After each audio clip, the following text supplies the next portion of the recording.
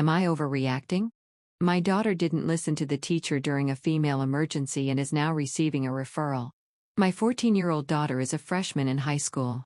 She has big dreams, so she takes school very seriously. She is a good student and does not get into trouble.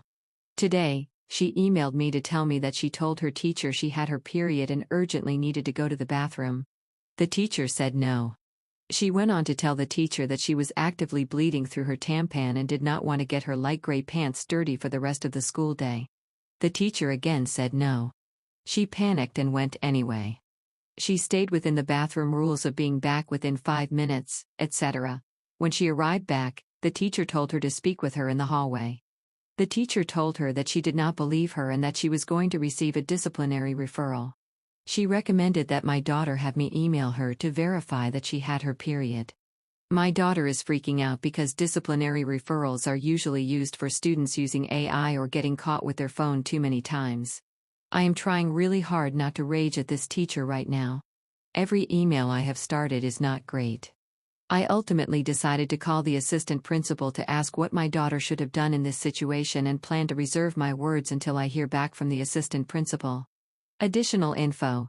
I was called to come to the nurse's office yesterday because my daughter had bad cramps, and I needed to give her medication as well as sign a paper allowing her to carry the medication on her. My daughter just got her period yesterday, and this happened at about 9:30 a.m. Given that it is her second, heavy day and how early she gets up in the morning, it makes sense that she was overdue at this point. Am I overreacting that my daughter is getting in trouble for not listening to the teacher during a biological urgency? I am curious what others would have done or how you would approach this with the school or teacher. Update 1. I was going to stop by the school when I was done running errands, but the vice principal called me back just before I left. I told her the story just as my daughter told it to me. She genuinely seemed horrified. She shared my concerns as a mom who also has a high school daughter. She said she had looked up my daughter's record and there was zero evidence that she skips class or has any disciplinary actions that might suggest she had other intentions. She added that even if she did have a record, she still should have been allowed to use the bathroom. She asked what I wanted done to the teacher. I said that as a rage-filled mom right now, I wanted her fired. But I also understood the district was already understaffed, so I believed she at least needed to be educated and reprimanded. She asked if it was okay if she spoke to my daughter so she could get the cadence of the conversation directly from her before speaking with the teacher and others. I told her to please do so and that I thought it would be good for my daughter to know that what happened was wrong and that she did the right thing. The downside to all of this is that the vice principal was leaving after their talk to go to a conference and would not be back until Monday. So she probably will not talk to the teacher until then. She said she was going to talk to my daughter and let her know that she could go to the ARC instead of that class until they meet again on Monday. Additionally, she is going to offer her a schedule change. It does sound like the referral was merely a threat, and it worked. It scared my daughter badly, and she is terrified of anything going on her record. I will update more when I get more information. For now, I am just relieved that the vice principal agrees this was messed up. Before I go, I will address a few comments. Some people thought it was weird she did not text me. My daughter did not text me because phones are banned in school. This was a new rule this year, probably because it was on its way to becoming a state law in Wisconsin. If they are caught with their phone, even in their pocket, it will be taken away and a parent has to come into the office to retrieve it. After a few times, they get a referral.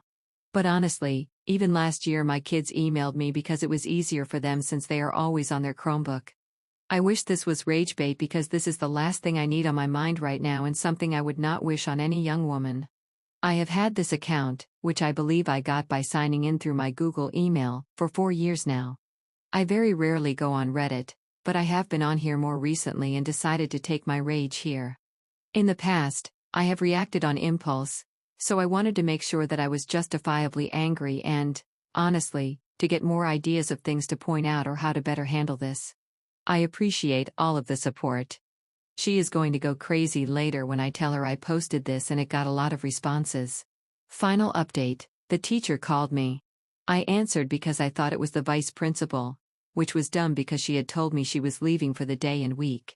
The teacher told me her account of the situation and explained that she had created a new policy and, because it was the start of the semester, she was being firm with it. I said, She told you it was urgent because of her period, and your response was to deny her, humiliate her, and then threaten her. She said that she just wanted to know that my daughter was not lying. I said, "How did you want me to prove to you that she had her period?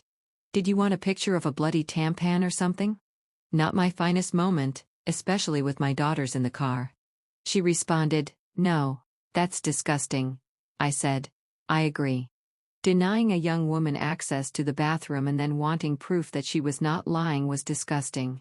I was very disgusted by this situation. I then told her that I would prefer to continue this conversation with the vice principal, and we hung up.